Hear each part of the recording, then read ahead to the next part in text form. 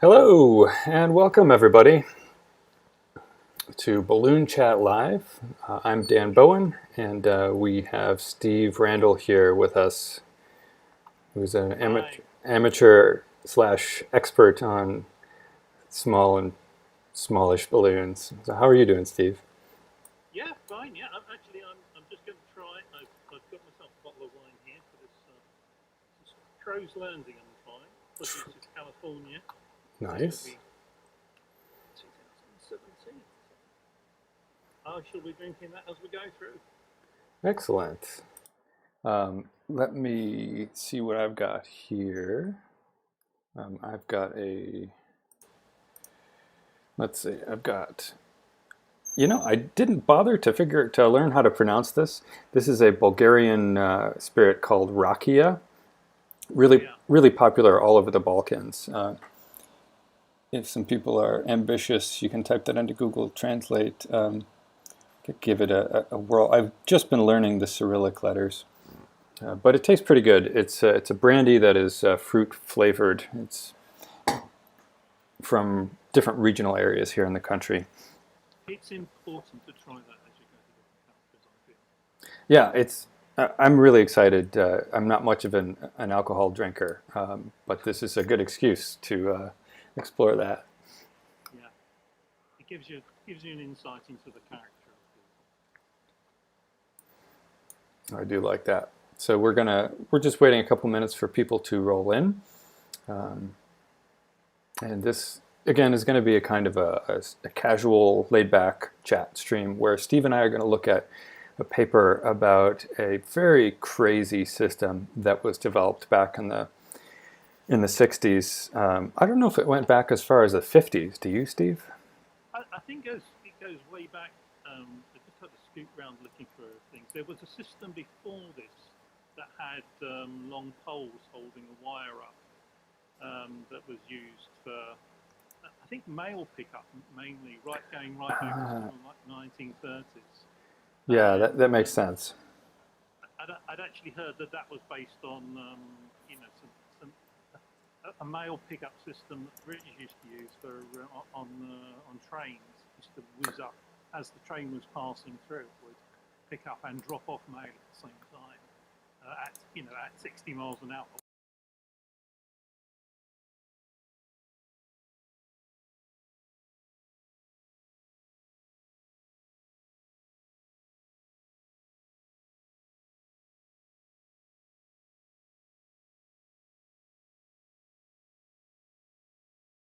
Is an amazing system. It's real. I call it Dan Dare stuff, but I suppose that's.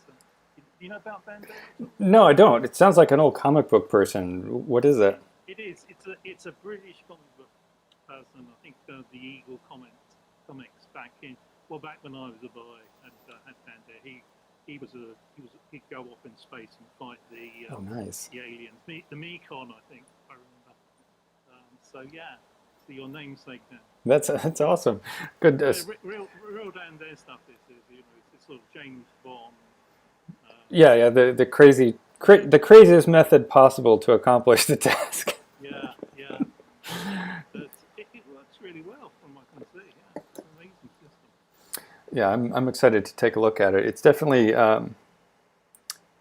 one of the most ridiculous things I have read about that was actually deployed involving balloons. There's a lot of crazy ideas that people have had about Yeah, balloons and airships, but this tops them as far as deployment and actual use. yeah, yeah. Uh, It's amazing. I mean, the pickup is. We'll get into that, but the pickup of whatever the person or the package, it's just so interesting. It's and I wouldn't believe it would work the way that it says it does or the way I've seen it work. So yeah, this is a really unusual application of a balloon. yeah, it is pretty ridiculously so. I'm just checking our levels here, Steve. Our audio levels. It's been a week or two since I did a stream here. Mhm. Stand by. Audio properties. Built-in microphone. Output. Oh, we're good enough. We're good enough here. I think we're not going to be blasting people's eardrums out.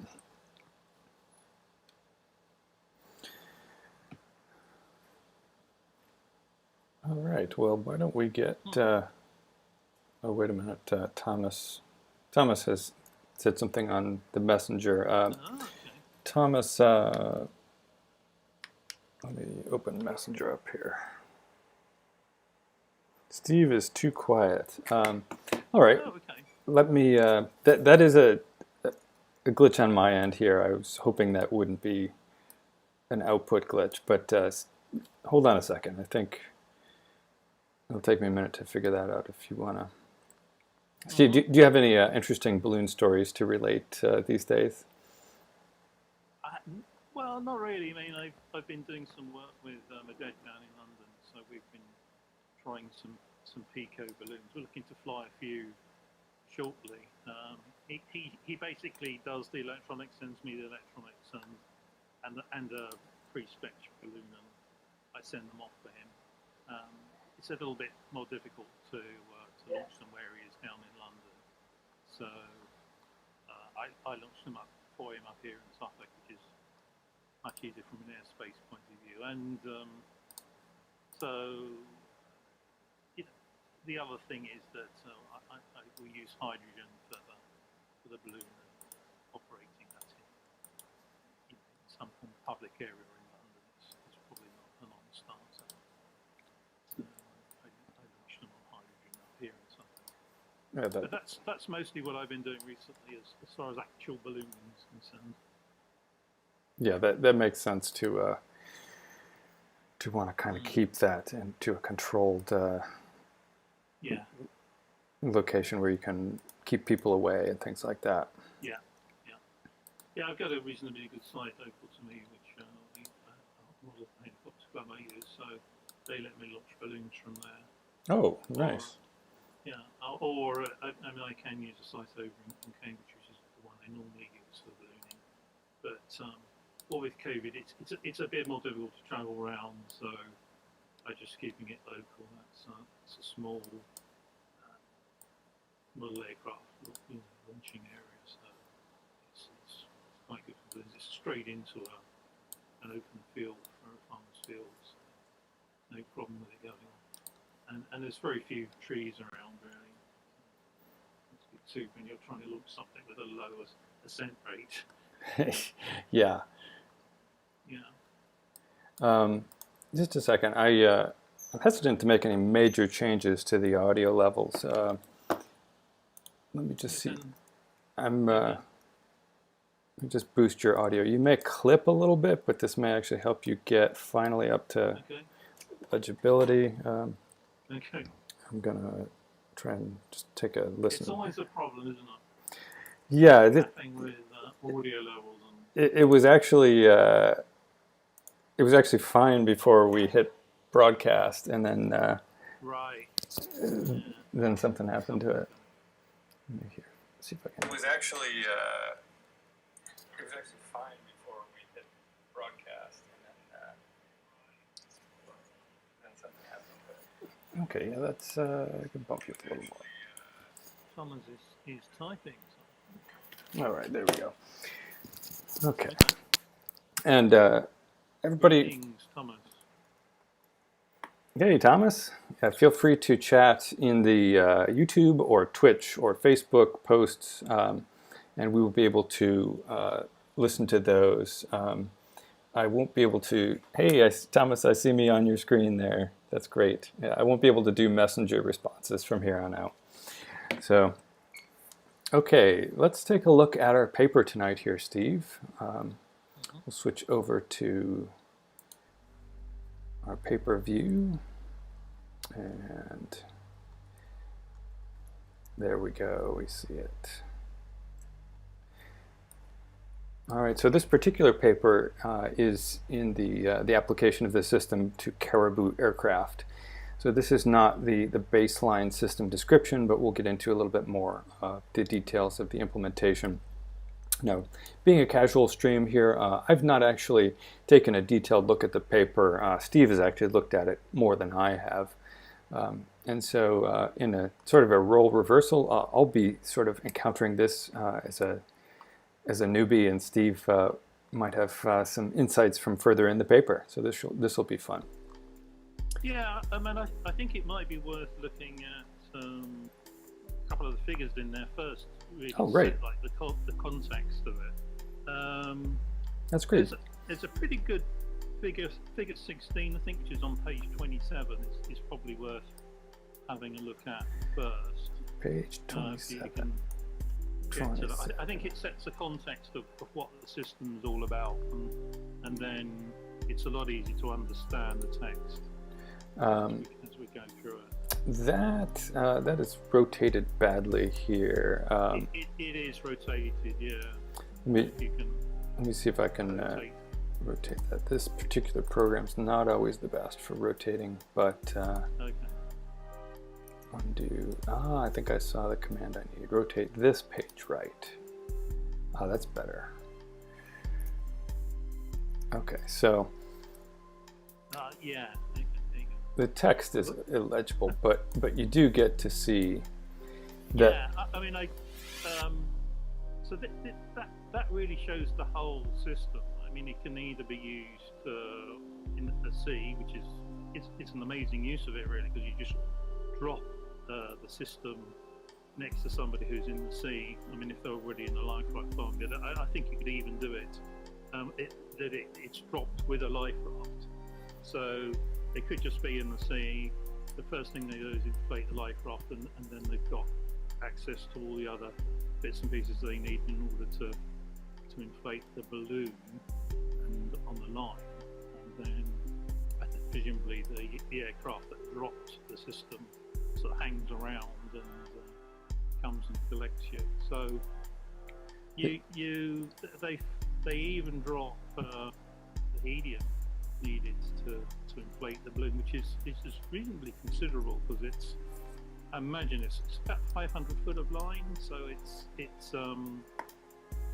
and it must be reasonably strong line, because it's going to pick somebody up, Yeah. and accelerate them,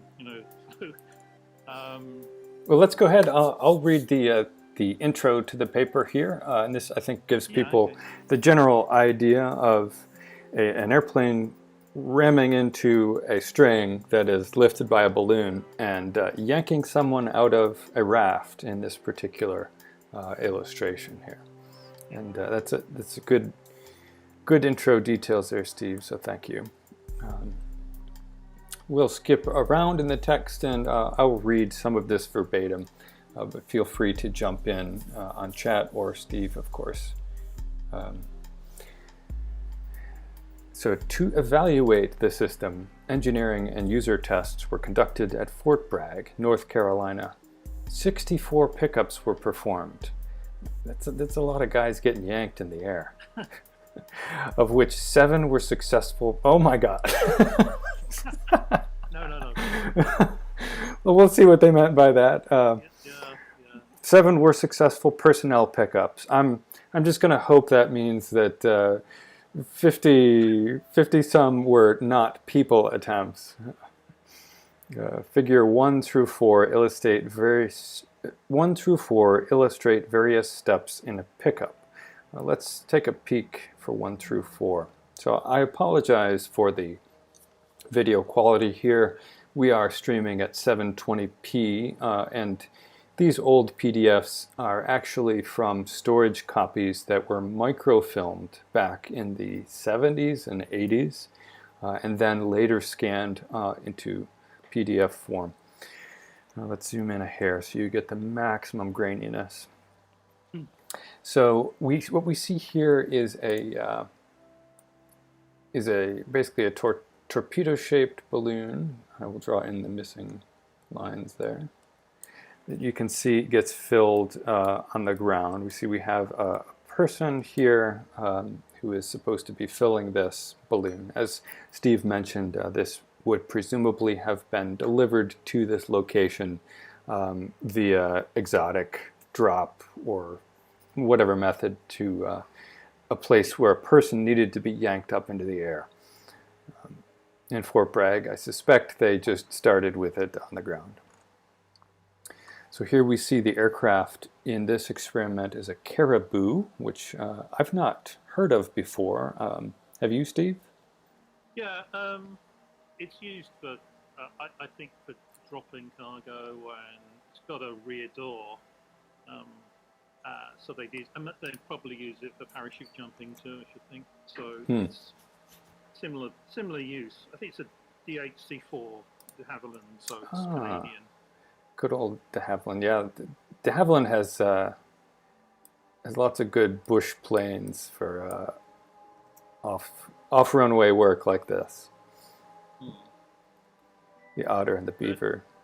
But the key thing is obviously this big yoke at the front, the V-shaped thing. Yep. Does the catching. Exactly. We can't quite see it. Yeah, we can't quite see it. It's like a double truss V, and yeah, as Steve said, this is definitely a retrofit, and that is we'll see more about that in a minute. But that you can kind of see the trusses that are kind of looks like they're between engines here. So here we see an image of the hapless soldier being snatched up by the line in this direction. And I guess this is a ground crew who was assisting. And figure. When you see this on a video, it's amazing how vertical the pickup is. Given there's a long line above them, and it's also quite slow as well. It's amazingly, there's a bit of acceleration obviously once you get off the ground, and it's tending to go horizontal then, but it's quite a slow pickup, and then it transitions to horizontal, and I believe they go through about 7 Gs at one point. But yeah, you're right. We may try to see a video of this later in the stream, though we have some hardware limitations tonight that may preclude an actual live video, so Steve and I may just serve as your storytellers.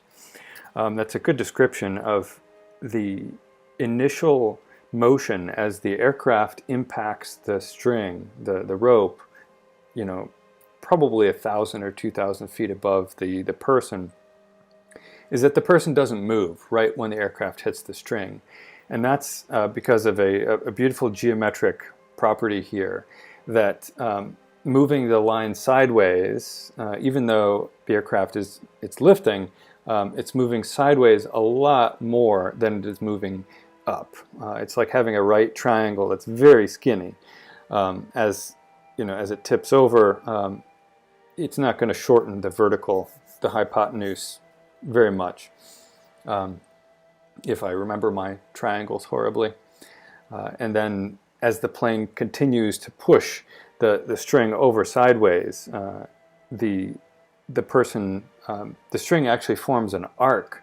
It doesn't follow a direct vector from the person as the plane takes the string, and it looks like the person almost follows this curve up until it gets parallel with the plane. So, like you said, Steve, the person seems to lift off vertically, even though the plane is hitting the string horizontally. Yeah. And then they slowly get lifted up until they're dragging basically behind the aircraft in the air. And and I think the good point about this is if you were using it in a fairly small clearing in a forest, say, you could probably clear the trees before you started to go horizontally. Yeah, that's I think what makes this a very attractive extraction system for enemy territory, etc.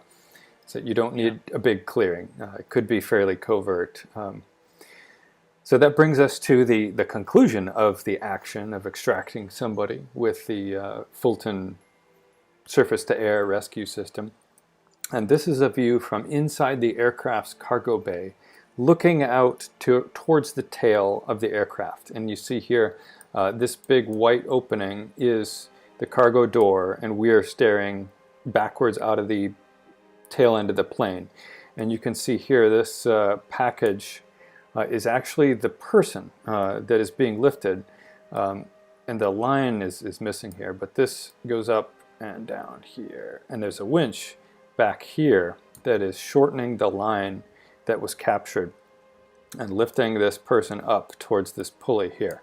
And when they get just a little higher up to the pulley, this person, sorry for my ridiculous scribbles, this person will grab the payload person and then haul them into the cargo bay. So let's go back to our introduction text.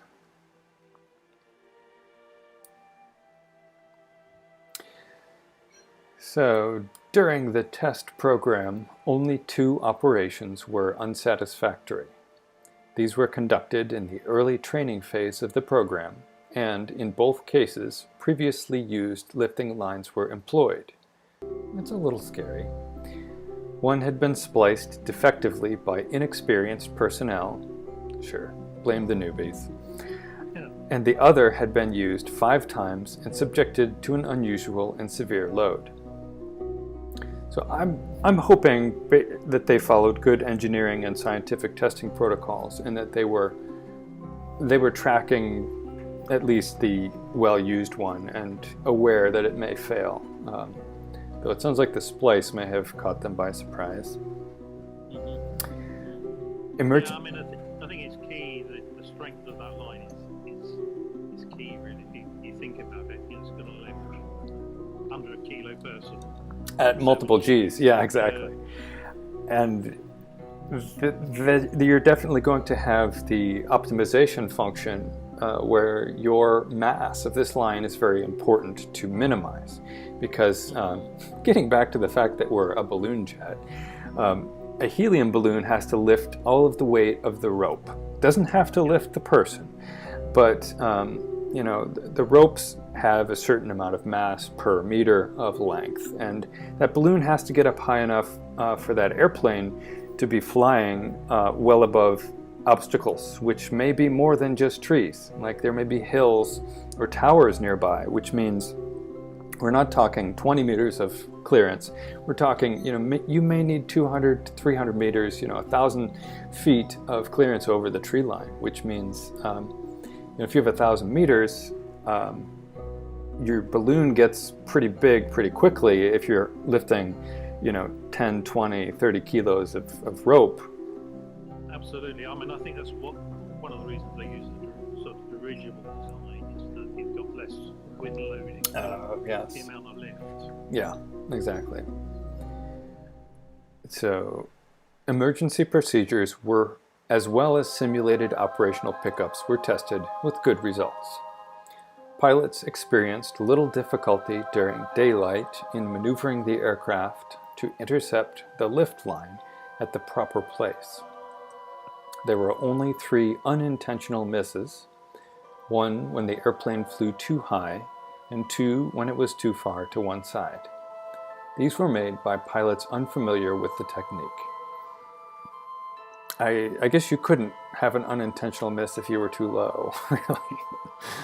I mean, obviously, you can miss it side to side.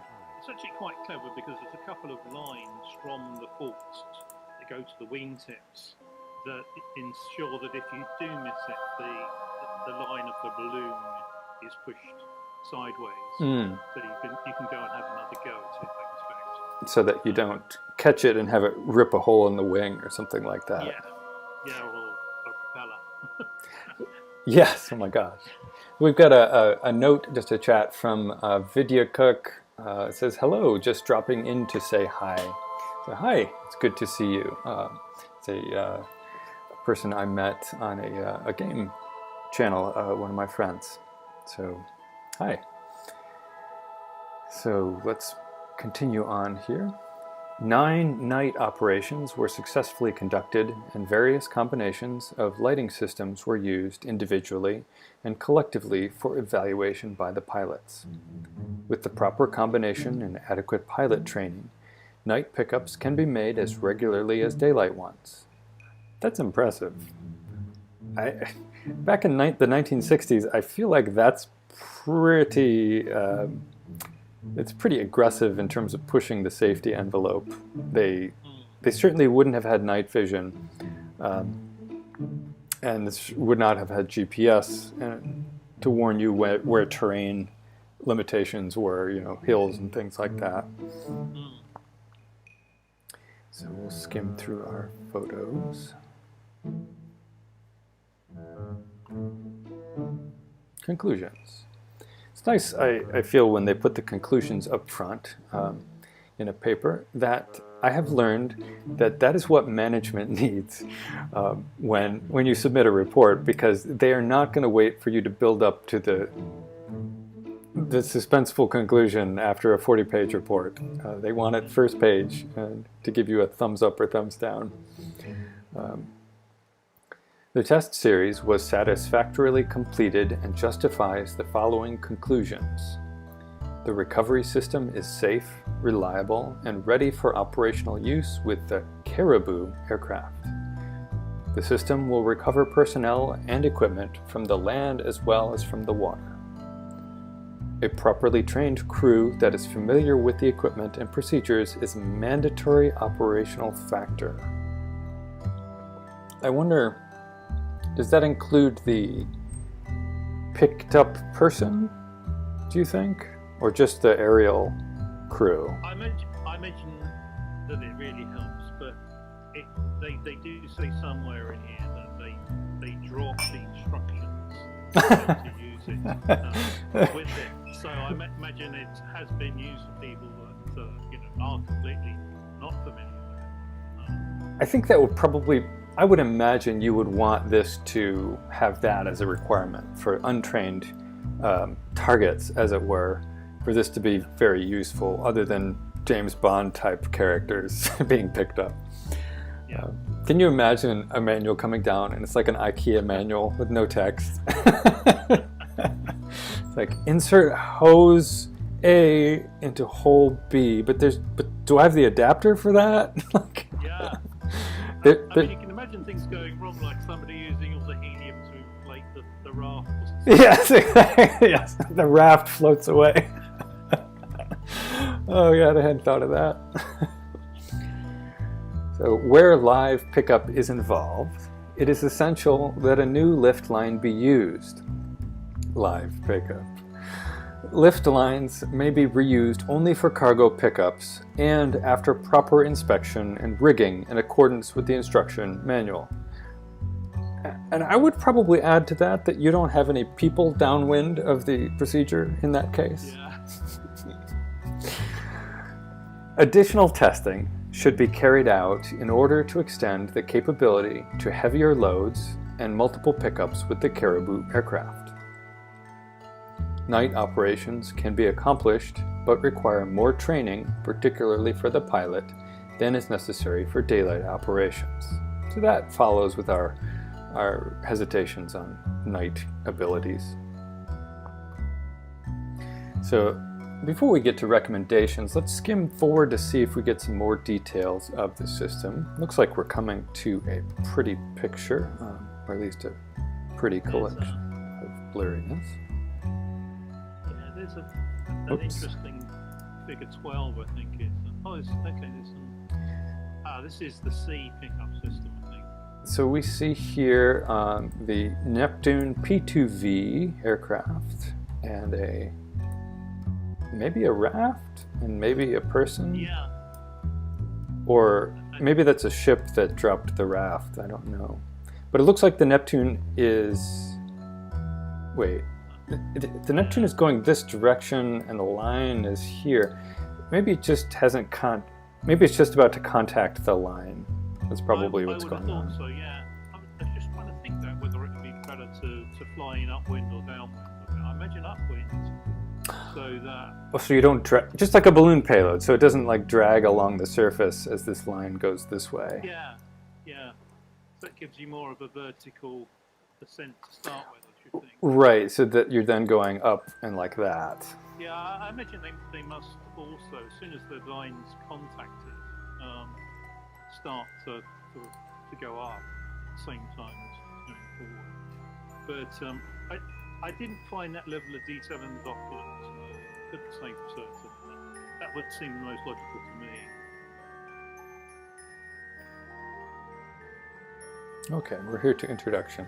They really did front load this with the, you know, the upper management level information. I'm impressed. Yeah, yeah. Not a lot of these reports do that.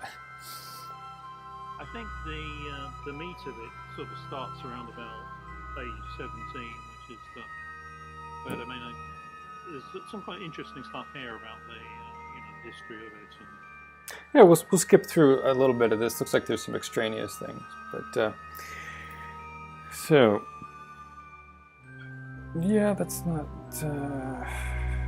Wow, the original concept was presented in 1954. Ah, yes, after extensive work beyond the range, after extensive testing with a small aircraft belonging to Mr. Robert E. Fulton Jr. Of Newton, Connecticut, who was the inventor of this. Yeah, he was a pretty brave inventor there. He used his personal small aircraft. I think it was a twin-engine Beechcraft. Just a general, like, personal aircraft to be crashing into wires and things like that. After 100... Me too, yes. I'm fairly conservative when it comes to aircraft operation. Let's see. It was tried on P-2Vs, C-45s, B-17s, P-2V-5s, and C-130s. So they really did they ran the gamut of the available aircraft sizes. So here we see a person, the drop kit includes all necessary gear. And so we see the person, this is the raft, and they are in the midst, presumably, of filling the balloon. I'm guessing. Yeah, that's what it looks like to me. This is probably one of the fins flopping around there. And so they would have, I don't know if they would have, maybe they would drop the raft as well, because the person might be just floating. The raft was definitely part of the drop kit. Oh, got it. Okay. Yeah, there was a raft, 2 helium cylinders, the balloon, the line, some extra line. There's a sort of like a lighter line between the balloon and the pickup line. Oh, interesting. Interesting. Yeah, we'll look forward to getting to that. In this picture here, you can see the person's on final retraction into the back of the aircraft, and we can see the V-shaped fork that's out here on the nose of the aircraft there. Yeah. So let's see, over 1,000 recoveries were made using inanimate loads, animals and personnel. The persons were picked up out of the water, rafts, off the beach, out of the woods, and from mountain tops above 12,000 feet. Some of these are illustrated in figures 7 through 9. By means of special built-in lighting equipment, operations have been conducted in the dark.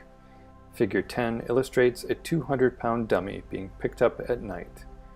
High above the dummy are 4 flashing lights attached to the lift line.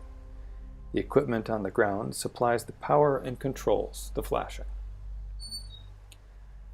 Let's see here. So scientists and Eskimos preparing for a pickup in Alaska. That's interesting. And the night pickup, I'll take their word for that. Can't really tell what's going on there. What's this picture? A high altitude pickup. Well, we see lots of pine trees, so again, I'll take their word for that. Let's skim through here. Oh, we've got a right. Let's turn this page to the right. There we go. Ah, here's a wonderful illustration of what Steve was talking about with the path of the load travel. So what we see down here at the bottom left is the location that the person or the load would start at. And the balloon, should we go left? Yeah, there we go.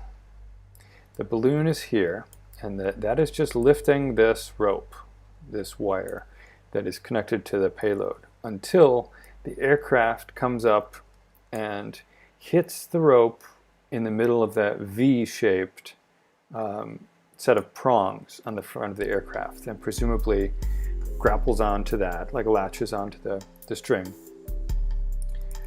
Yeah, that's a bit I don't fully understand about the system. Really, is how they do that grappling. Yeah, I'm curious. Yeah. Of that. Yeah, that's a key part of the system, but I don't think it's described in detail. Interesting. It just talks about it being wound around a device that's triggered by the line going into the V. Interesting. Somehow it's grappled, and again, I don't know whether the balloon detaches itself due to the sudden extra load, or whether or not it's cut off. The balloon obviously goes free the instant the line is caught by the plane, but it's not clear to me how that works. Yeah, in this illustration, which is probably a very poor indicator of the answer, you can see the intact little balloon there, and what looks to be a shredded version of it here, if you can believe the tea leaves of these photocopies. So just generally, we see that this is illustrating a pickup from a small diameter clearing with trees around it, and the path of the person here, that's this line, this is what I was trying to describe before. The person does not yank straight up all the way. They don't just go sideways. They initially do go nearly straight up, and then they start to asymptotically approach the path of the aircraft's direction, vector of flight. You see, just like an asymptote, they never actually reach it. But as the airplane, as they reach the same speed as the aircraft, the winch drags them up higher and higher, the final bit into the plane there. And that sort of, that's pretty much why it is survivable. Because an airplane traveling at 200 knots, 200 miles an hour, you can't just get accelerated, you can't just get yanked to 200 miles an hour in zero time. So your speed of acceleration is a smooth curve. It's a smooth acceleration as you go up here, instead of a big yank. I think it's supposed to peak around about 200 feet. Okay, that's interesting. Yeah. So it's when you see them pick up, it's quite low, but then quite quickly they move to accelerating very fast. It looks like a hell of a ride. I think I would probably do something similar, maybe, on a fairground ride. Yeah, it does. It seems like it's actually not that dangerous. Like, I mean, as long as the airplane hangs onto the string sufficiently. Yeah. You're right. It does look like a fairground ride that it's gradual enough, but gets you up to high speed fairly quickly. Yeah. So I'll read through this while we look at the chart here. So designed for, actually I'll let you all read along here. I don't want to keep you in the dark if you're a fast reader. Designed for long-range, high-speed aerial recovery of people and materials, the system uses fixed-wing aircraft, yet achieves low G-forces by virtue of simple geometry. The aircraft is equipped with a yoke, or wide fork, horizontally mounted on its nose. At an altitude of approximately 500 feet above the surface, it flies straight and level into a nylon line suspended below a balloon. Upon contact, the balloon tears loose and the line locks into the nose of the plane. During the time that the aircraft travels from point A, which is where it contacts the string, to point B, the person at the bottom of the line travels only the equivalent distance from point B to point C. So we're going to have to look at that. So the aircraft travels from here to here, and in that amount of time, wait, what? The person travels only the equivalent of the distance from point B to point C. Where's... Oh, okay, we got to zoom way in here. Yeah. Way in. So that little bit from here down to point C. Yeah, so the person is only lifted this much. Yeah. Oh, I see. Yeah, the dotted line is the length of the fixed length of the rope. Like this far on the rope is here. It's the radius basically. So something like that. Okay. Yeah, I think it's just to demonstrate a point on the line. You know, where that a fixed radius. Yeah, distance from ground, I guess, or from right from the person end of the line. Yeah, though the line is moving. If you just bent the line over, that's where it would be. Okay. So interesting. It's nylon. I can understand that. I guess it's got a good bit of stretch in it. Nylon. Oh, that's a good point. Yeah. So it's probably meant to take up a fair bit of the acceleration. The shock. It's also buoyant in water, which is probably a big point in its favor. Yeah. Thus, although the plane may be traveling at 125 knots or more, the man initially moves very slowly, gradually and smoothly accelerating until they reach the speed of the airplane. Since the lift line can only pull, the initial direction of travel of the load will be vertical, only gradually becoming horizontal as the line leans over to follow the aircraft. Attached as it is to the nose of the aircraft, the line lies along the bottom of the fuselage and is readily accessible through a bottom or side hatch. By means of a boat hook, something I don't think we're familiar with in casual life these days. I'm assuming it's a hook on a pole. Do you know what one of those is, Steve? There's a couple of different hooks that I've used. One is just a long pole with a hook on the end of it. All right.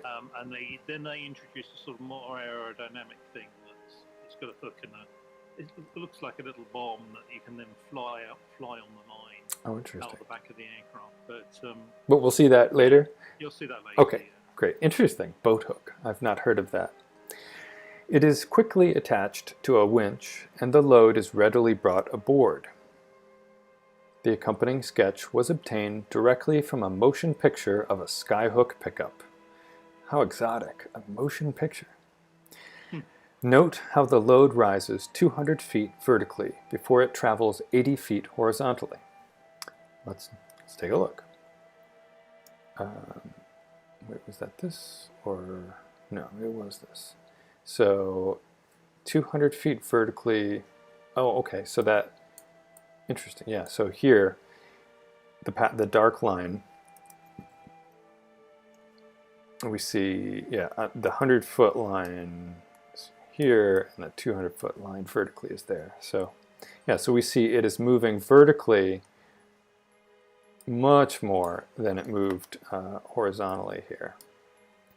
I apologize for my terrible scribblings. This is using a mouse and not a proper pointer.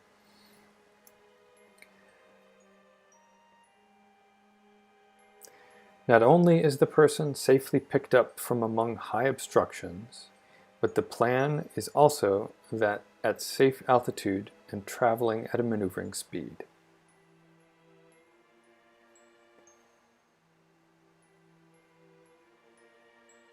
We may skim through this part. One of the key things I think is the line's got some markers on it, so you're intended to pick it up at a certain level, but you can also see, you use those as what you're aiming at. I see. The pilot aims at a particular notch or flag on the line. Yeah, there's 3 or 4 red markers that you're aiming for, and I imagine you can hit it anywhere within that range. but quite what happens then, I don't fully understand. But as I say, there's some form of capture mechanism in the front of the plane. How it works, they don't know. Nice. That makes sense to give the pilot some guidance there. Yeah. Yeah, and I think that's where they put the lights as well. So when you're picking up at night, Just aim for the target. Yeah. They talk about the wires going up from the ground actually. Got it. Yeah. The person that's being picked up, there's some wires along the length of the pickup line. So, by the way, for those currently watching our stream, currently I am drinking a Bulgarian spirit called rakia, which is very common in the Balkans here where I am currently staying. And Steve, you are drinking a California wine this evening? That's right, Kurt Crow's Landing, 2017. Excellent. Is that a red or a white? It's a red. I've given up with white. Just reds these days. That's my preference too. So Yeah. that's my stomping grounds is California normally. Does it say where it is? I haven't.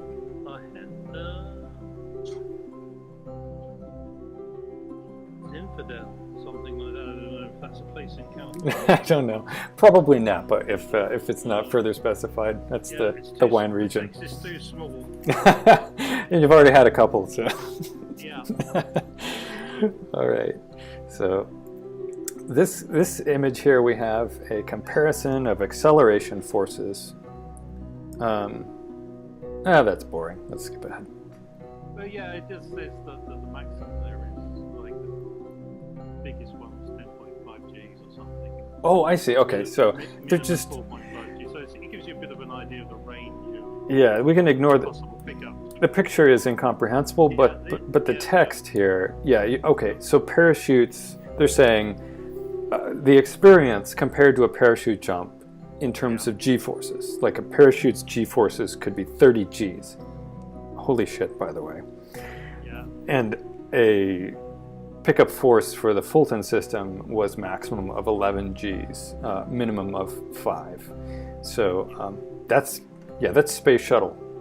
You know, that's definitely doable for minutes at a time. You probably don't want it more than a couple minutes, but with this system, I don't think it was more than like dozens of seconds that they. It can't be more than that. Oh, can it? Once you're flying along under the plane and Or you may have drag and stuff. accelerating it more. Yeah. Still must be a good ride though. Oh, I know. I have not had a desire to fly on balloons. Just really never been an attraction to me. I love sending robots all over the world. I mean, I have nothing against them, although anyway, this is something I actually would like to do. Like, I would seek this out if this ever happens. So, general arrangement. Let's see what's interesting here. Yeah, I think this bit describes each individual part, so it's quite interesting. The yoke talking about the V shape and how big it is. And it's 26 foot across, so it's fair size. Oh I yeah. don't know why it's chrome mindolibium, so it must be quite shiny, I should think. That sounds cool. So yeah, the steel. I guess you'd need steel. You couldn't be banging into stuff with the aircraft aluminum. Yeah. One thing it does say further on is that it upsets the center of gravity of the aircraft. So. Oh yeah, all that weight of steel. All the weight sticking out the front. So they have to do something about that. But, so they have, that's our yoke, that's the V out the front. And they do mention the locking device located in the center. yeah, that's the sky anchor bit, and it talks about this rotating shaft. Oh, here. And it also talks about a system for like winding it up, so it sounds like it's spring loaded. Yeah, it's that's. electrically wound up Let's see here. and locked. So it says it locks the lift line to the nose. Yeah, I see what you mean. By winding the line around a shaft. A powerful mainspring rotates the shaft. Ratchets prevent the line from unwinding when the pickup load is applied. Cocking and charging the sky anchor are accomplished electrically by controls located within the aircraft. Firing occurs automatically as a result of lift line impact against the sky actor's trigger. So a mainspring is something I can explain. It's actually specifically a type of spring. It's not just the spring that's the primary. A mainspring, if I'm remembering correctly, caveat, is a spring that rotates like a clock, so that it is basically you can wind it up, you can coil it up, so you can rotate the shaft tighter and tighter, like you would wind a clock up. And it sounds like, yeah, like they don't specifically describe that shaft, but if you can imagine the shaft, like if the line comes in next, like if the rope comes in next to this shaft, and if the shaft had like a hook on it, and when the line got in next to the steel shaft, and it rotated the hook around, you know, the spring released and snapped around, and basically brought a U-shaped bend of the nylon line, wrapped it around the steel shaft. I could see how that would be a simple way to do that, though I don't know if that's the actual. Yeah, that sounds logical to me. That's how I would think it might work. Some form of pin or hook catching the line and then wrapping it round the shaft. And this, but then they must have to detach the balloon, and that would worry. Yeah, what do you do with the line after? Yeah. So, what is next? The deflection lines extend from each tip of the yoke to the wing tips. If the pilot should fail to catch the lift line in the yoke, the deflection line guides the lift line around the wing tips, thus enabling the pilot to make another approach. The deflection line is a special combination of phosphor bronze wire with a braided nylon outer covering. Now that sounds exotic. Yeah, I imagine they're trying to make it slippery. Oh, interesting. The lift line shift and shoot off if that makes. That makes sense, yeah. It's going to be hitting at pretty high speeds. Yeah.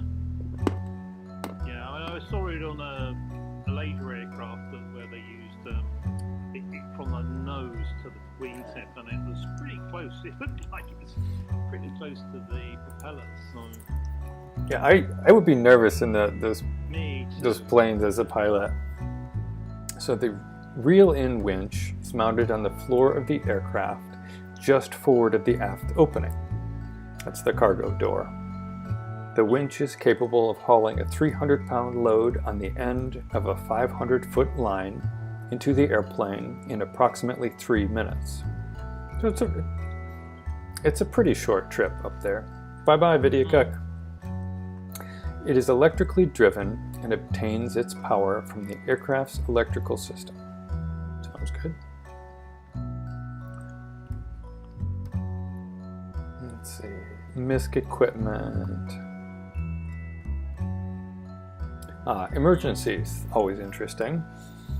In case of power or winch failure within the aircraft, 3 alternate methods of handling the load are available. 1. A hand crank to operate the winch. 2. Block and tackle equipment to haul in the load. That sounds like that's going to be hard on your arms, or your airplane personnel's arms. And 3, a parachute to put down the load. Oh, 3 is give up. Yeah. Bye. Sorry. Put down the load. Basically. Yeah. So I imagine they just attach a parachute to the line and then cut the line. Yeah. It's probably like a pair of bolt cutters in a glass cabinet. Yeah. If all else fails. Yes, exactly. Yeah, drop a note on a ring down the line that says bye. Yeah. Sorry. Sorry. Do it. Yep. Next time. Try again tomorrow. Okay, so the drop kit. This would be what you're most interested in if you are on the ground end of this system. So, the land drop kit. this might be used, for example, by soldiers in a jungle. I believe they did deploy it in Vietnam, but I'm not entirely sure. 2 containers hold the helium bottles, harnesses, balloon, and lift line required for the ground end of the pickup operation. Each container is conically shaped, heavy canvas bag, suitably reinforced with webbing and shock-proof padding. Zippers provide access to the inside. I feel like that was extraneous information. Figure 14 illustrates a land drop kit. Oh, a good diagram for once. So they mentioned 2 containers, and here we have 2 helium bottles. Interesting. I assume. Well, I'm curious to what those shapes will be. Yeah, they're spherical actually. Oh. Yeah, they're quite advanced. They are. I think they said they're not fiberglass wrapped. Wow. In epoxy. So. Wow, that's cutting edge for the 50s. Yeah, that's what we're just about getting to that in consumer space now. Yeah, it's like space age stuff. For what stuff are they? Is the consumer seeing those in now? There. Well, we're using them in the UK for hydrogen and helium for things like hydrogen, sort of fuel cells. And the helium is just like party balloon. Really? Helium. Wow. Is now moving to those, as they are quite lightweight in comparison to a steel cylinder. But yeah, that's the same technology, but back in 1964. That's really cool. I'm impressed. That's so far to me that is the highest tech level of the system. Yeah. Now they're pretty big. That between them they've got I think it says 680 cubic feet. So it's around about 19 or 20 cubic meters. That's pretty big. Yeah, that's for the people playing at home. That is the equivalent of 2 5-foot-high standard welding cylinders of helium. Like 2 of those in volume, because each of the 5-foot cylinders, which are about 10 inches or 8 or 10 inches in diameter, each of those holds about 300 cubic feet. This is all approximate. And the geometry of storing gases or liquids,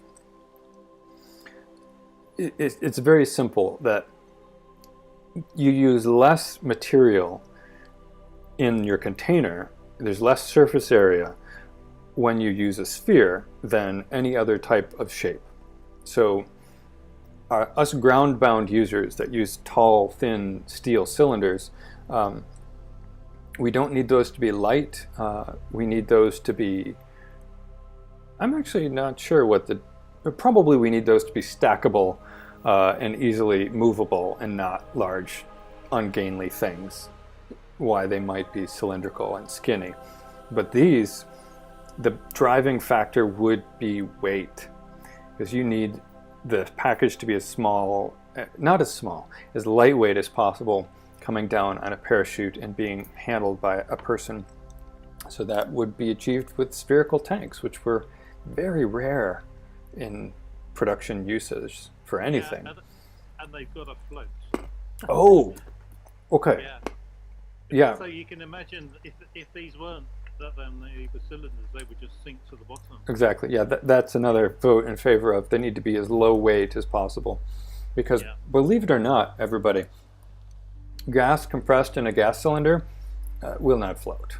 Like a helium cylinder does not fly, and that is because of 2 reasons. One, that there's 120 pounds, like 70 kilos of steel that is weighing it down, whereas the helium only has about 12 pounds or 5 kilos of lift. And the other is the gas is compressed.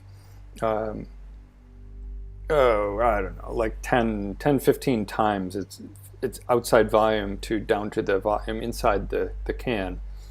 And by doing that, it makes it heavier than air. or at least equal to the weight of air. And once your helium is as heavy as air, it no longer lifts. So anyway, so then we see the illustrated instructions with the phone number to call with the IKEA person with a confused question mark. The harness, I'm assuming that's the thing you strap your quaking body into. Yeah. The balloon in a nice little satchel, and the lift line in a bag. That's storing ropes in a bag is a wonderful old-fashioned way to make sure they never tangle on the way out. And that may seem counterintuitive, like if you balled up a bunch of string and then just yanked it apart, you would think it's always going to tangle, guaranteed. But this isn't just wadding up string. What the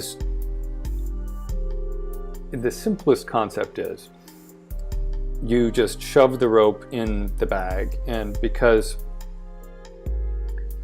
of the way shoving it works, I'm forgetting the geometry. But anyway, this is the way that the way it goes in means it's never going to come out crossed. But anyway. Yeah, and I think also as you're winding it, when it unwinds, it's got the same twist in the cord, per turn. Yeah. As it goes in. So yeah, it's a way of ensuring that you don't tangle, and then it just comes out quite quickly. And that's another requirement, is the balloon has got to climb and not, the rope be dragging it, because when the balloon lifts off, it's got to float up quickly over any trees around you. So let's take a look here. We have the sea drop kit, and that starts with here the helium container. Oh, that's interesting. Probably the bottles packaged with floating foam or something. The raft and the parachute for dropping the whole package, I'm assuming. Yeah. And the float line. I guess that float line.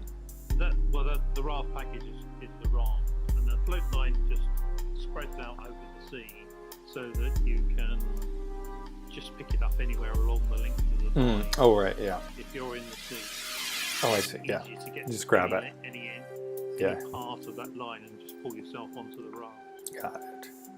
So we have the helium container. Yeah, we see there in this big tube is the two little helium vessels, and the harness, the balloon, the lift line bag, and out of the, let me clear this drawing up just a smidge.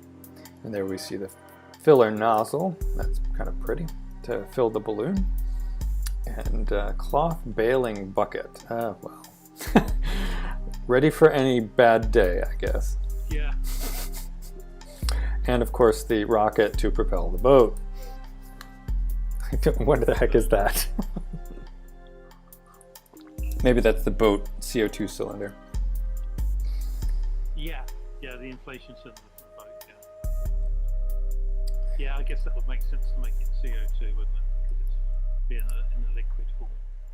Yeah, they're compressed small volume there. I'm going to have a little snack here. Do you want to take a turn reading here a little bit? Well, yeah. I mean, the sea drop kit is what we were just looking at, really. So that is the whole thing, including the raft and the two containers, which I think are held possibly slightly differently for that. Just that the two containers are like pre-connected, I think. Pickup harness, which you're obviously going to sit and wear, put on just to take the acceleration that is going to be thrown at you. Probably like a fall harness these days, or I guess a parachute harness. A parachute harness, I think, would probably be very similar, really. So it says it differs though from. Oops, yeah, my lines are getting worse as I drink more. It differs in two important respects from a parachute harness. says, oh, did I just change the shape of that window? Not significantly, okay. So at first, it is integrated into a wool-back nylon suit, Yeah. which makes the harness much easier to put on and provides protection against the wind and weather while its wearer is being winched up into the aircraft. Well, that's awfully nice of them. If you're going to spend, 4 or 5 minutes being winched into the aircraft into sub-zero temperatures. While you're soaking wet. Yeah, while you're soaking wet, yeah. You're probably going to need this. There's also talk of a helmet being worn, but they say one of the recommendations is to not wear the helmet. I presume that's to stop you being knocked unconscious at some point. Mm-hmm. But I think they had such a good experience of people that used this that they said, don't bother with a helmet. Oh, that's great. In fact, I remember looking at some of the videos and thinking, these guys were smiling as they were brought onto the plane. Oh, cool. Yeah, they really enjoyed this ride. It's just like going a fairground ride. The military generals were probably like, Mark, this is a negative point. People enjoy this too much. They're going to request extraction all the time. Yeah. But, stuff like flashlights. So that reminds me, I have had to do training to operate like boom lifts, cherry pickers, basically the equipment where you are on a basket on the top of a long arm that's moving around, construction equipment. And in those situations, in the US anyway, you're required to wear a full harness that's like a parachute harness that has a shock absorbing cord that is clipped onto the basket so that if you fall over, you won't fall all the way.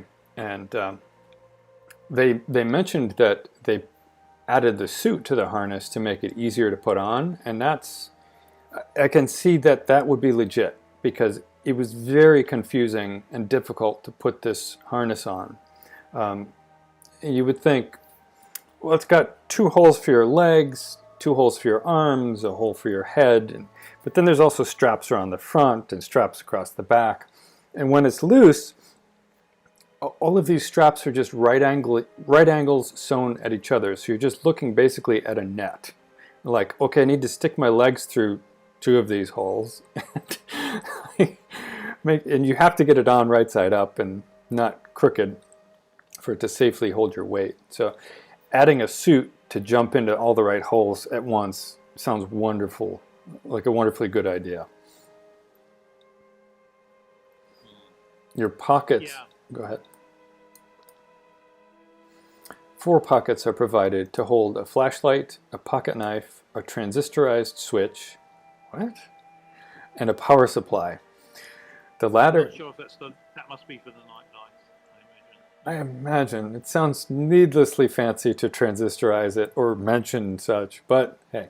Well, I think they were flashing the lights on and off. I'm not even sure if they weren't flashing some form of sequence. Oh, interesting. Yeah, I think that's what all the electronics are for, is just like flashing the lights. So we see here the balloon supports the lift line and is aerodynamically shaped for stability in high winds. It is constructed of heat-sealed polyethylene and requires 680 cubic feet of helium for full inflation. In its deflated state, the balloon is packaged in a canvas bag. So for reference out there for folks, for this amount of helium, we talked about comparison to welding cylinders, but actually released as 680 cubic feet, that would be a very large weather balloon. At launch, I would say probably 8 feet in diameter, which is really big in the amateur class of launching balloons at ground level anyway. And for like a typical amateur balloon in the US would be at most 1 cylinder or 300 cubic feet full, and that's probably 4 feet in diameter at launch. Over there in the UK, Steve, what's the relative typical latex balloon volume and pico volume, do you know, in cubic feet? I mean, for a typical balloon, well, even a big one, you might expect to use 5 cubic meters, which is a quarter of that. So, you know, it's if you were launching a heavy balloon or a big balloon with a heavy payload, it might be a bit more. But yeah, so I'm actually in my mind's eye. I've got we have some little like tub versions of this sort of fiber wound cylinders, but sort of spheres they are really, and yeah, they'd be about 150 maybe cubic meters, sort of cubic feet, so maybe 5 cubic meters. That's interesting. Typically. Yeah, quite a lot of helium in these cylinders. And I would say for like, and how much do you think for the pico balloons? Oh, for the pico balloons, we use maybe 0.1 of a cubic meter, so nothing. Yeah, so like 2 or 3 cubic feet at most. Yeah. At most, probably less than that. Yeah. Yeah, and so that's probably about the same as a party balloon. Is that about right? Yeah, okay. It's about, in fact, actually, we barely fill the balloons at launch. They're mostly intended to inflate during the ascent, so that they fill out and reach their maximum volume. You know, in the float zone of say 10,000 meters. So yeah, this is quite a lot. I mean, I think if you're thinking about it, is why it's so much, and it's that much because of the line that they're trying to lift in. You know? Yeah. And it's got to be that strength in order to pick somebody up. And also when you're tethered, the less, even if you can lift your line when you're tethered, if you're just barely getting the line lifted, the more you will tend to pendulum over towards the ground in a wind.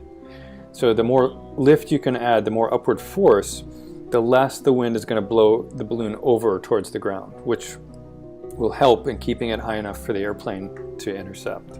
Yeah.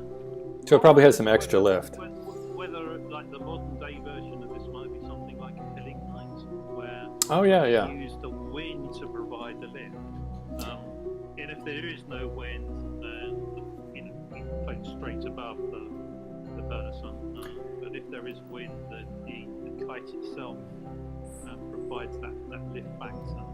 Yeah, that I think was the modern solution to that pendulum problem, and this one doesn't look like it really has that. It looks just like it's got streamlining, which helps a little, but it's not. Yeah, I think you can get a bit of lift out of the dirigibles, but not as much as the helicite type design provides.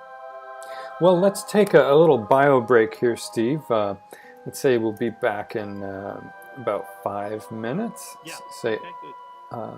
we'll say we'll say about 5 minutes. So everybody, thanks for watching.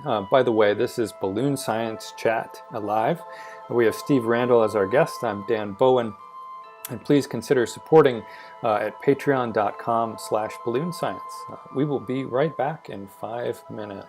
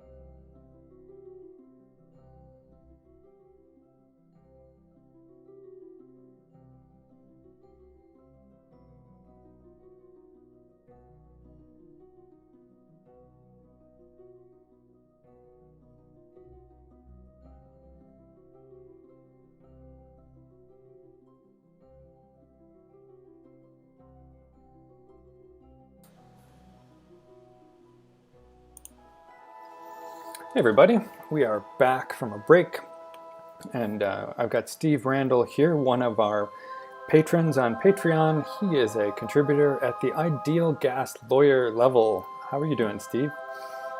Yeah, I've just grabbed myself a coffee, so I'm just counteracting the effects of the earlier wine.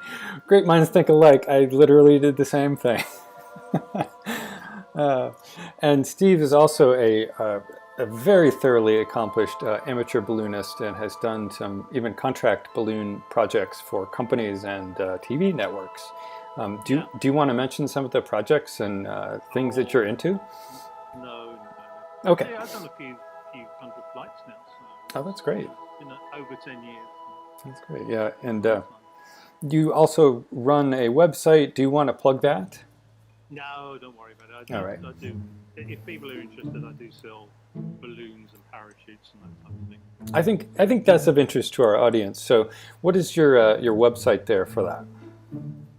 This one, there's several URLs. I guess the best one is randomaerospace.com. And that is shipping out of the UK, correct? Yeah, we ship all over the world. You know. Oh, nice. We hold no prejudice. We'll ship anywhere.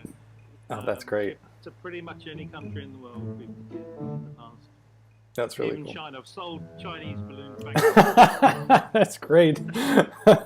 Well, at least I think there's value in that because you are selling the ones that are known to be the right kind, and probably harder to sort through the raw source material suppliers than to find the right one.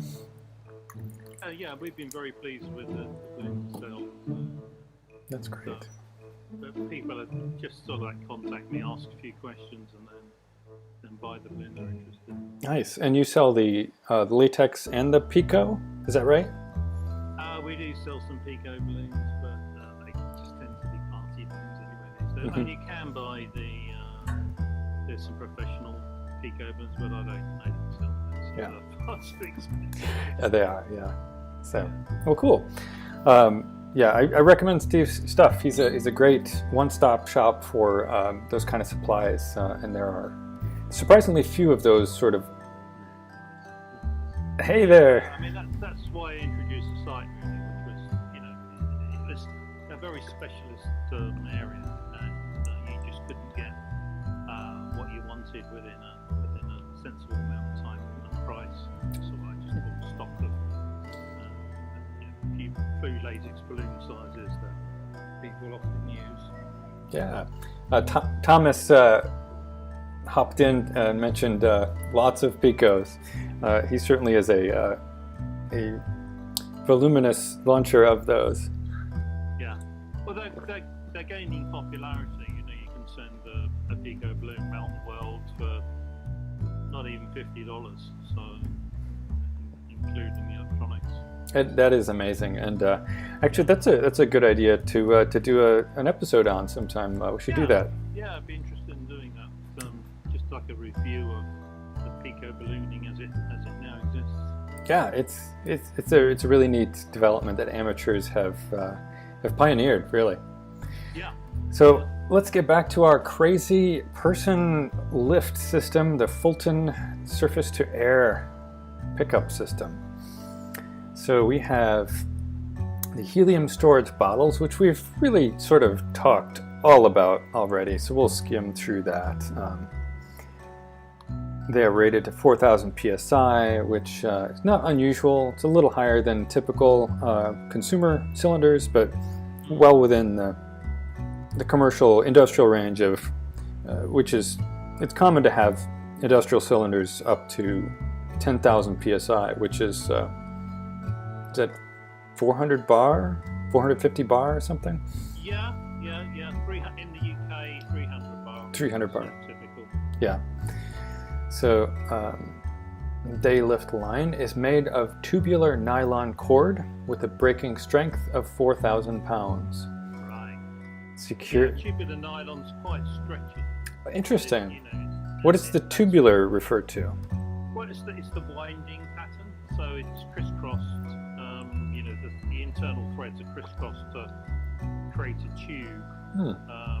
and as a result, when you stretch it, or when it's put under load, it stretches quite considerably. So that must take up a lot of the shock kit as the Nice. person's lifted. That's probably, as Elon Musk says, the best part is no part. That probably allows you to dispense with a specialized shock absorption link in that. That's a good idea. So secured to the line are 3 items. A 5,000-pound snap is spliced onto the bottom of the line for attachment to the load. I'm guessing carabiner type thing. Yeah. A 35-foot extension cord is secured to the top of the line for attachment to the balloon. And you mentioned that, Steve. I'm assuming that extension is just lightweight, and since it only has to lift the main line. Yeah. That's the balloon. Sorry, the airplane is going to impact the heavy line below this extension. Yeah. So that's probably to save weight, since that doesn't have to carry the person load. Yeah, and I imagine also it may in fact snap. That might be, maybe by design, yeah. Yeah, by design. So 2 markers. A red large mylar marker is attached to the line 25 feet below the top. 2 smaller markers are attached at 25-foot intervals below the large marker. These markers aid the pilot during his approach. The top 100 feet of the lift line is increased in strength from 4,000 to 5,000 pounds. This is accomplished through a 20-foot tapered length. The bottom 25 feet of the line is dyed international orange. The overall length of the lift line is 500 feet. Okay, so we mentioned earlier that I thought maybe 1,000 to 2,000 feet above the tree line, but the actual is about 500 feet, which in practicality is plenty if you don't have like radio towers to worry about. Yeah. And you probably can tell the person, please don't stand in a ravine if you can avoid that. It is packaged in a canvas bag with a log sheet. Each line bears a serial number adjacent to the bottom snap, and the log sheets are numbered accordingly. I'm assuming that's not for field deployment use. I doubt you care about the log for the materials if you're in the jungle. Yeah. Night lift line. In addition to the items attached to the day lift line, the night lift line is equipped with an electrical connector at the bottom, 3 internal wires, and 4 small stroboscopic lights. The lights are attached to the line at 25-foot intervals and flash at twice a second. Okay, so we'll skip the lighting. So the float line is polypropylene. Okay, it wasn't nylon. Polypropylene is buoyant as well, and it's braided into a cone, spliceable and 500 feet long. It is attached to a nylon sea anchor, which helps it to stream across the water. That's interesting. I'm not sure what that means. I think it's like a parachute, like a sea parachute, so it just floats with the tide, I guess, the gentle flow of the water, and stretches the line out. I see. From the main body of the package, it may stretch the line out. I see. As you mentioned, to make it easier for a swimmer to intercept, probably. Yeah. The line is supplied in a canvas bag. Blah blah blah. Yes. Okay. Dimensions and weights. I think we can generally skip this stuff. Useful for recreators, but you can pause the video if you're trying to replicate the weights of this system. Oh, of note, the balloon is listed as 12 pounds. Not too heavy. It's a decent balloon for weather balloon size things, but I expected actually heavier mass. And the line weighs, here's the mass, 19 pounds for the day line and 20 pounds for the night line. And that's a decent payload mass. Yeah, obviously you've got to pick that up, so maybe even half of the helium is there just to lift the weight of the line. Yeah, let alone the balloon. I bet you're right. Yeah. So we see, we've looked at this previously, but now we can actually go through some of the details even without the diagram markers so much. So we see, of course, the balloon, the extension line that is thin and lightweight. Here's your red flag that the pilot aims for. Night lights, which I think are these maybe? And let me clear all that up. Yeah, here's the 4 night light flashers. So it looks like the airplane would aim in between the 2 center flashers at night. Yeah. And so you can see, as Steve mentioned before, these lines here go from the tip of the forks to the wingtips, so that if this line here, if the main string hits here, it doesn't actually impact the wing and cause a tear in the wing. It just slips over around the wing. So, yeah. I think the other things to note on the diagram are the guy inside the plane holding the long J hook. Oh, yes. Look at that. He's going to fish. He's going to fish the line once it's sort of running parallel to the bottom of the aircraft. Yeah, so I see. So, so the person is going to be coming over like that, basically. Their rope here. So the person's rope is going to be coming like this, and then you gotta underneath the plane. Yeah, and this hook is going to. At one point, some of the landing lights and things under the plane needing extra protection because of the line being stretched underneath, running underneath the bottom of the plane. Oh, right, because yeah, he's not going to be on that. The person picked up is not initially going to be on that pulley. The line is going to go under the plane and down. Yeah. And I see, and right, of course, so that when the right, so the person is not going to be winched at all. They're going to be out there, but as they accelerate up fast enough, as they get fast enough, then the guy's going to lean out with the hook and then pull the whole string up to the pulley here. Got it. That's probably going to require some strength. Yeah, I think the other thing is the power hook that's mentioned just underneath that. That's like a different way of hooking it, which is like a little guided. I call it like a bomb, which is like a little streamlined, aerodynamic. Yeah. Which is on the end of a line, which I think they just literally run along the side of the. Oh, to just like snag, intersect. Snag it up. Yeah, like it might almost be like a grappling hook or something. Yeah. Yeah, that makes and sense. Then they pull, either using the J hook or the power hook, they pull the line in. Yeah. So that. I see. So then it's going. So then it's going like this. And yeah. So basically, then it would go like this. So that hook had to bring this loop into the plane. And then it retracts it like this. Yeah, exactly. So you got to bring the loop in. So you got to like that. and then you got to hook it on somehow to that and the winch. Yeah. Interesting. How they do that, I don't know. You'd worry about the end of the line becoming detached or something. Well, I would anyway. So yeah. It must be something reasonably clever how you attach it to the winch and do you detach the line going to the V at the front. Don't know. It's very interesting though. Yeah, but these are the type of fine details that you don't get to work out from a paper like this really. It's almost like the patentable bits probably missed out. Right, yeah, because this was a commercial product. Yeah. But it's quite interesting. You can see how it would work, but you can't see the fine detail of their solution to the problem. Yeah. Of grappling the line and getting it into the winch.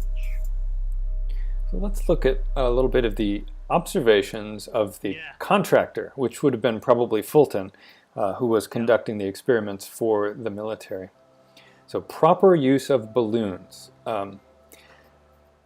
That term, like, that's such a large degree of my life in terms of balloon consulting and ballooning.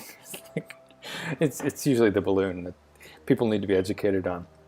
Yeah, the way I read this is like, if you guys hadn't forced me to skip, you know. Yes. Well, it does sound like a military contractor defending. Yeah, So, two categories are available: aerodynamically and not aerodynamic. Like small dirigibles, the aerodynamic ones have good static lift in calm as well as aerodynamic lift in wind.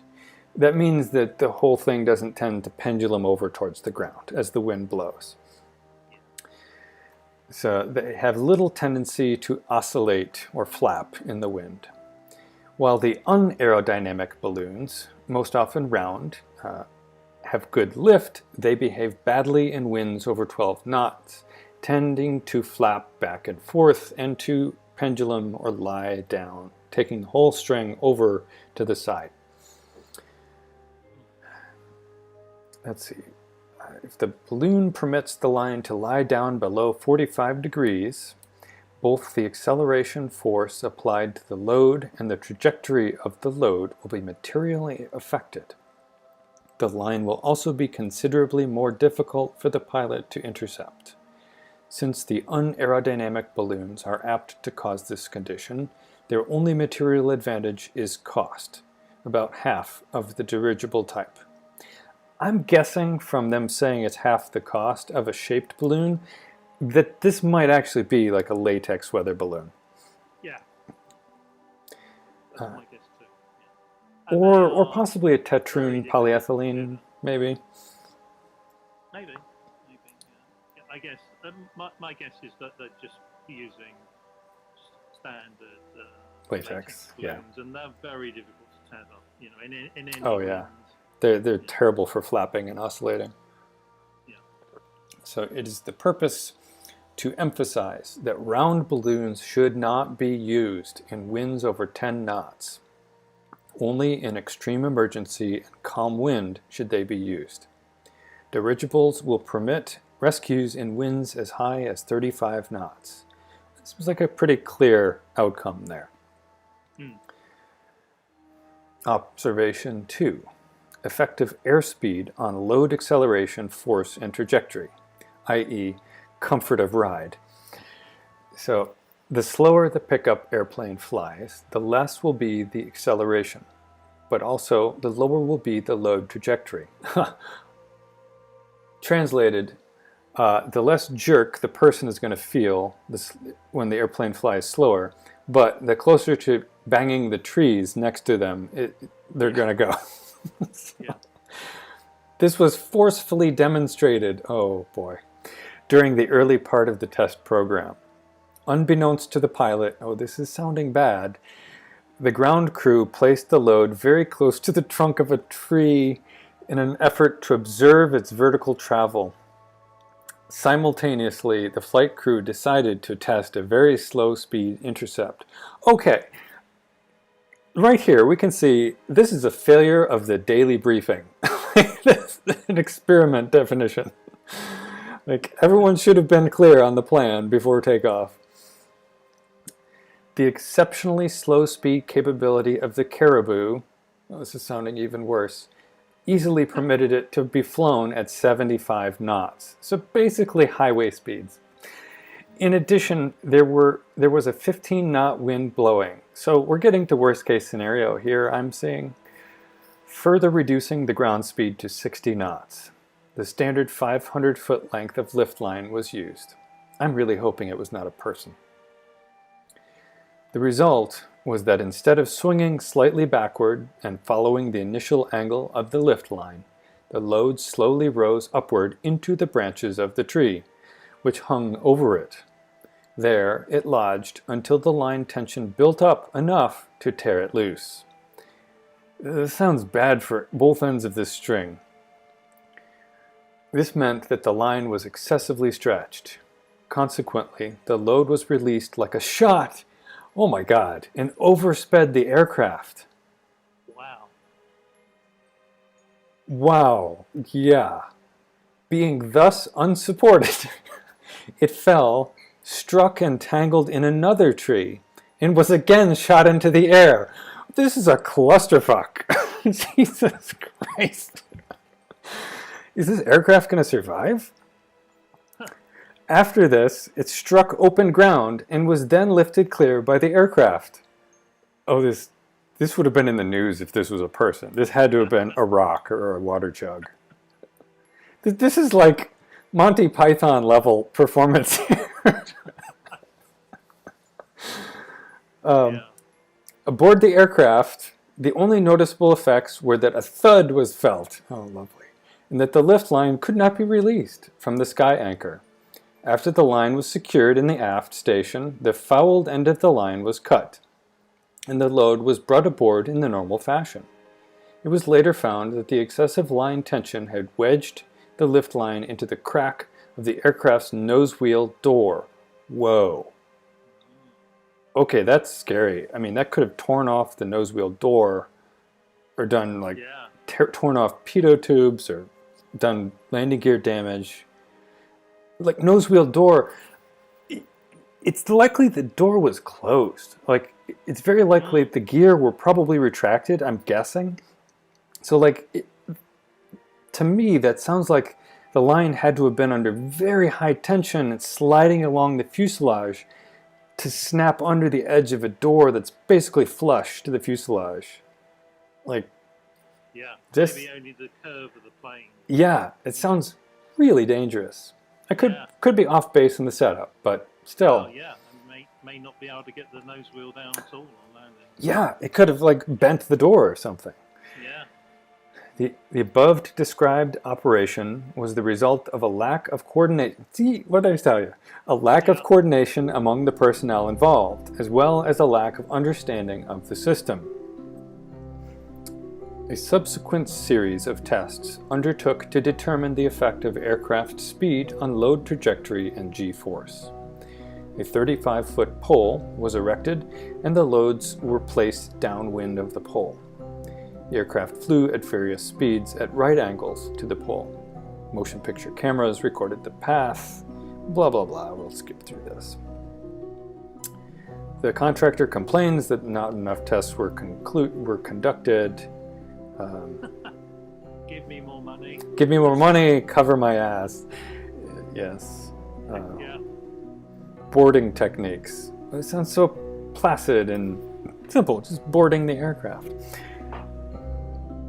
It was noted that when the load was being brought aboard, it sometimes struck the ramp or the side of the door frame. Oh, that sounds fun. Some of the difficulty lay with the aerodynamic character of the loads, i.e., stop flailing your arms, and some with the air turbulence around the opening of the doors. Various angles of the ramp and airspeeds were tried. Slower speeds improved the situation, but did not entirely eliminate it. The A-frame was jerry-rigged over the ramp edge. This somewhat improved the load landing characteristics. Let's see. Also, a fiberglass fairing was attached to the rear face of the ramp and could be installed or removed while in flight. It covered the sharp edges which were uncomfortable to people being brought aboard. People were banging against the door edges. Yeah, that's what I read. Neither completely eliminated the problem, since the load was still free to swing about. As any boxer will attest, the way to avoid getting hit is not to move a few inches further away from his opponent, but to move closer. So close, in fact, that he is right against his assailant, hence the clutch.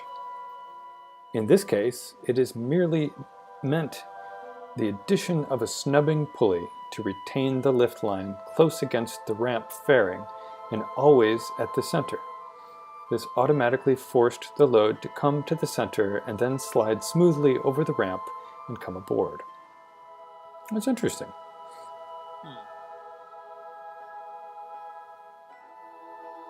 Yeah, I haven't quite worked out the exact detail of that, but I think you can see what they're saying. Is it like constrain the line, and it moves. Here we have an account of an electronics and special warfare board for aircraft pickup systems was picked up twice. An officer, in watching the aircraft approach for his first pickup, he leaned his head back to the extent that his helmet passed between the risers. Stand by here. Sorry about that. Clear that alarm. When the pickup occurred, the tension in the risers held his head back until he reached up and spread them to release the side pressure, and was thus able to return his head to a normal position. That doesn't sound good. Slowly. No, I don't think it was that bad, but I think what they're saying is that there's a heck of a lot of tension in the line here, and sort of the V trapped his helmet in the Yeah. Slowly, he spun around 3 times and then stabilized facing aft.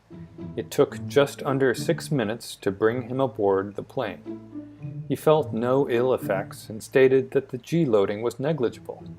On his second ride, he found that if he held his head forward, there was less tendency to spin after the intercept. 3 members of the flight crew volunteered.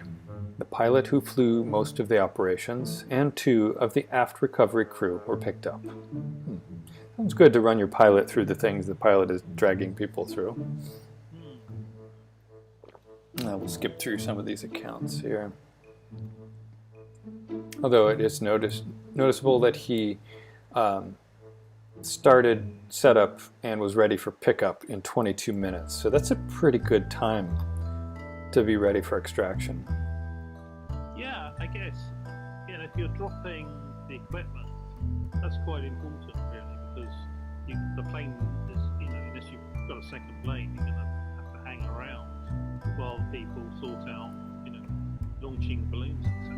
So, to be able to get it over quickly, Yeah. probably quite important for range of the plane stand on.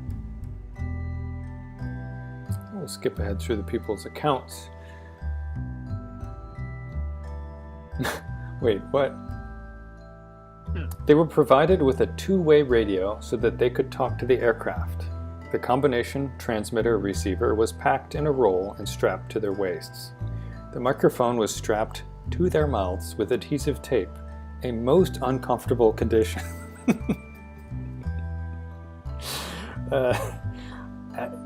I can't really envision how. I don't know why they didn't just use like an elastic strap. Okay. I think in the end they concluded that there's, you just can't hear no matter what. It's just too noisy an environment. That makes sense. Uh, 21 live pickups. That's Oh yeah. at this point in testing. Yeah, that's good. Live pickups. Hey, FS Phil is on board. He says, "Hey Dan." Hey Phil. Okay, so the pickup harness is warm when worn as described. However, is it not better to be too warm than too cold? Apparently. Contractor does not favor the use of a parachute.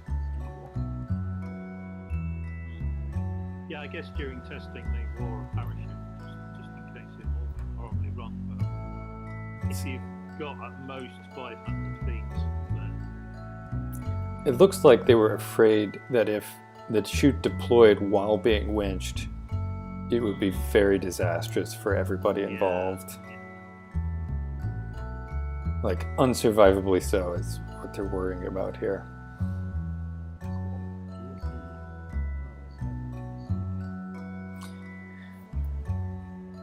We are doing great. I don't know, Steve, can you hear Phil's chats? Yeah, I can see them, yeah. Oh, there you go. Yeah, we're doing great. We're really enjoying this, reading through this paper. We've been taking our time. We're running up to 2 hours here. But it's been fun. How's it going for you, Steve? Yeah, I've enjoyed it so far. Yeah, so I guess we're heading towards the end of the paper anyway now, but it's a really interesting area, a really interesting system. Yeah. Don't think there's anything like it. It's crazy. Yeah. So we're skimming through right now the first-person accounts of the system, and they're just kind of rehashing what's already been stated here more formally. Once the man has been picked up and is in tow, there is no need for conversation between him and the airplane. Basically saying, we don't care what you have to say. It's not going to change anything. Yeah, you're either coming up or you're not at that point. Everything is being done for him. Yeah, and the imperfect signals which he emits might be misunderstood and lead to trouble. Yep, as you mentioned, Steve. So the recap is: do not use a helmet, modify the suit's hood to be more padded, permit the person to use the harness as is without additional tape or securing to the person. The present harness material is satisfactory. Do not use a parachute. A good walkie-talkie should be provided for ground-to-air communications during preparations. And I guess you could probably just leave the walkie-talkie behind based on what they're saying. So, line recovery. We probably will wrap this up here soon, so we may skim a little faster here. What do they mean by line recovery here? Oh, this is what we were wanting to know about, Steve. The position of the line in relation to the bottom of the plane. Yeah. If the load is heavy and compact, it will tend to hang lower than if light and bulky. Bulky affecting its drag. Yeah. By increasing airspeed, the load will ride higher, and if the pilot simultaneously pulls the nose of the plane up, it is normally easy to acquire the line.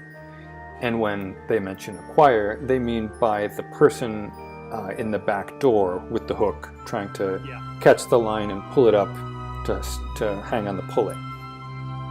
Heretofore, a J hook has been used. It is 10 feet long with the boat hook on the end and a generous opening on the bottom. This proved too short, and a para hook was added to the equipment. This was a streamlined trailing weight fitted with a tail fin to give it stability. A W-shaped hook is attached to the top of the unit and is secured to a line lowered from the aircraft. So, as I had surmised earlier, it's a grappling hook with as you mentioned, a streamlined drag weight on it. So they can basically fish for the person's load line that's hanging down below. Yeah. Okay. The para hook works well under all conditions. It is recommended. What were you going to say? Yeah, I mean, how it then works, I don't really know. Once you've got the line, there must be a heck of a lot of tension on that line. How you pull it in through the door, I don't know. I mean, obviously, that's part of what the winch does, but... Yeah, it would seem like that's going to happen before the winch is involved. Yeah. Well, let's see. Maybe they detail. Standard procedure calls for tying the end of the para hook line inside the aircraft to prevent a loss. Well, I would think that would be a given. Like, what? Were people just dangling it and holding it?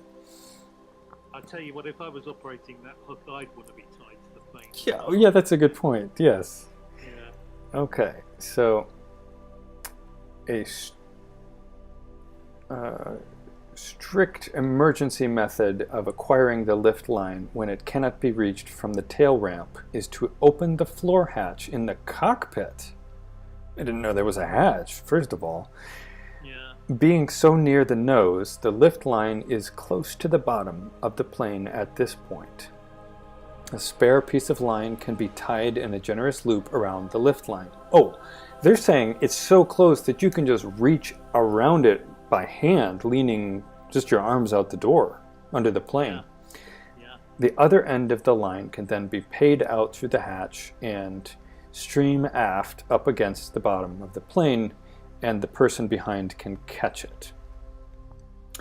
Skimming forward, the line caught on the aircraft's beacon light, and they just put a guard over it. Greasing of balloon nozzles. That sounds like a category on internet websites. Let's see. If the atmosphere is moist, a considerable amount of frost collects around the filler stem of the balloon inflator, where it is inserted into the neck of the balloon, making it difficult to separate the two when the inflation process is complete.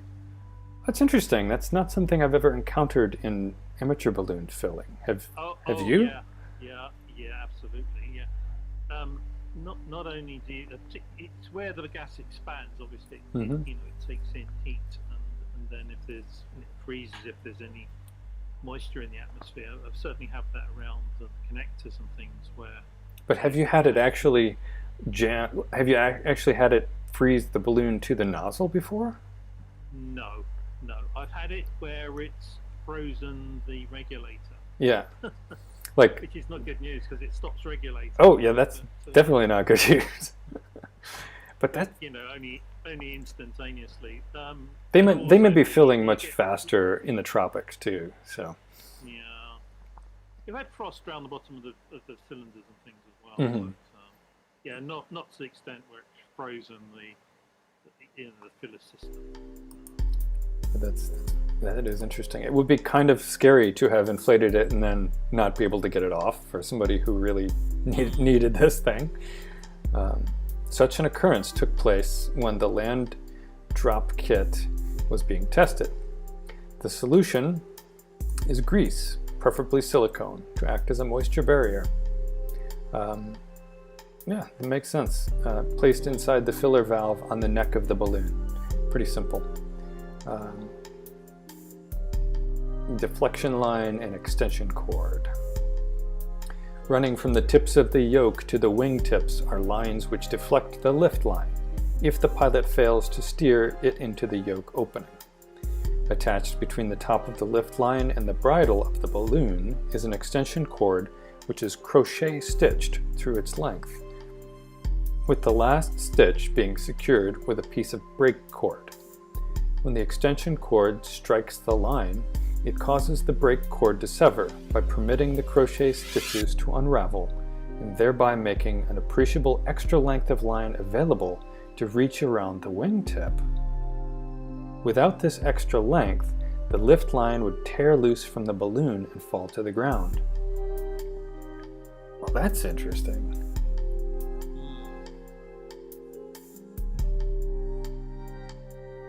I don't quite follow the geometry, but No, I don't either. I'm struggling to see exactly what's going on there, but obviously something quite important. yeah.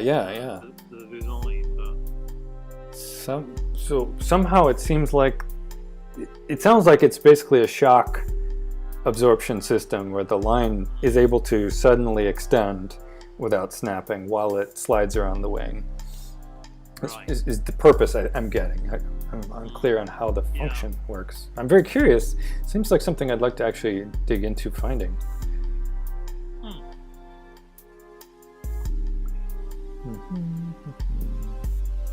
Skimming ahead here. During one night operation, a miss occurred when the lift line became trapped between the leading edge of the wing and the outer deflection line anchor. This was caused by insufficient tension in the deflection line. The deflection line is that line that goes from the tip of the nose yoke to the edge of the wing tip to keep the balloon from catching the propeller or wing. The deflection line was cut by the lift line sawing across it, but the load did not leave the ground. Then what happened? That's the end of that description. What happened to the load in the... well, I don't know. plummeted. Yes, the less said about this flight, the better. During another night operation, a combination of events took place which cannot be described since no one could see what was happening. What kind of a report is this? This is great. I love this. That kind of language, like you would never see in a modern report, and that's No, why I like. either not be mentioned No, it would be all like or officialized and explained. formalized. Yeah, it would just be a data point. Whereas here, some character of the writer slips in, some attitude and some commentary and some, yeah. Yeah, Both the lift line and the deflection line were cut by the propeller. Jesus H. Christ. Sorry for my swearing, but it is possible that the extension cord attached to the top of the lift line tore loose. This happened on an earlier occasion where inexperienced personnel made a poor splice. This could cause the top of the line to whip into the propeller blades. Although the blades immediately cut the line, they also can jerk it hard enough to break the deflection line. It is more likely that the deflection line was in need of replacement from having been subjected to a number of misses. Standard operating procedure calls for replacement of deflection lines after every miss. The average number of misses is 1 for every 30 approaches. Yeah, that sounds scary. Your propeller whacking stuff in the dark. particularly this line, like 4,000 pound braking strain. Yeah. That is, just rip off the propeller. Yeah. The propeller or something. Yeah, take a this Chunk out of it. totally, yeah, definitely a chunk out of the leading edge if not, like you say, really tangle it up and mess it up. Yeah, I mean, we're made to use, what is it, 50-pound braking line on ordinary balloons just because of that. I think, the potential for it to get tangled in the propeller. Yeah. And they want it to break rather than rip the propeller. Exactly, yeah. It sounds like there was some lucky close calls here on this testing program. Yeah, I would say that.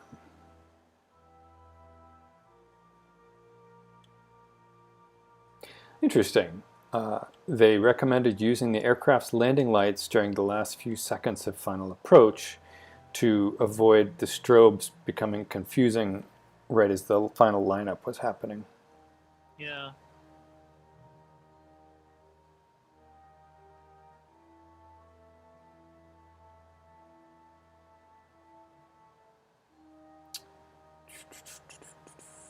Multiple pickup hardware. What does that mean? One load. Well, go ahead. Yeah, it's where they've got more than one load attached to the line. So whoa. It sort of like picks it up in steps. That's interesting. Oh, I guess they would reduce the jerk 10 feet ahead of each other. It sounds just like we would launch an amateur balloon with separate payloads strung out on the ground to be picked up one after another. Yeah. It's the same idea. Yeah, it does look like that. Contractor does not consider this to be satisfactory. Handling knives in an aircraft, possibly flying in rough air, is not recommended. They were using knives to cut the payloads apart. Yeah, I think where they came on board the plane, you had to sort of cut the first payload off in order to get the second one wound in, and obviously you've got a potential for, if you've got a knife there, you've got potential for cutting the second payload off, or cutting personnel or something. So so they came up with another idea in the end, I think, for releasing the payloads.